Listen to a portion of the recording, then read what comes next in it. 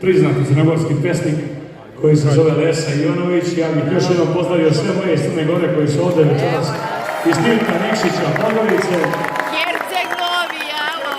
Herceg Novi! Lesa je pisao tekst, muziku je komponovao gospodin Tomas Danković, a recito u najlepšoj izvedbi meni bliskoj Žarko Lauševića pevao Zoran Kalezić.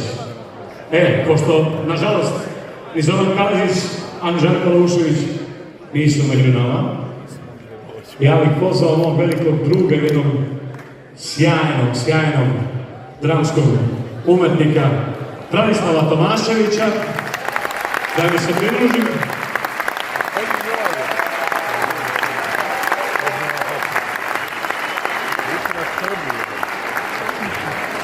Dobrodošao Vanja. Dule, volim te, našao ja samo, pošto sam svež na sceni, da ti prinesem najnovije informacije.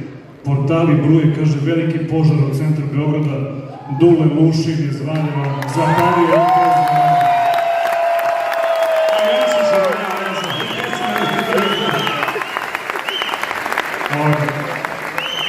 Ja moram da se pohvalim, ovaj sako koji nosim na sebi, poklonio mi je Dule Lušin pre neku godinu i onda sam iskoristio priliku sad da ga donesem za njevu koncu.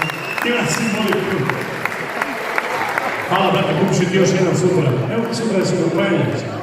Znaš ako, doći ćemo do ove naše pesme, malo pazi, pošto si toliko zagrao atmosferu, mislim da je okej da malo čak ljudi i sedno.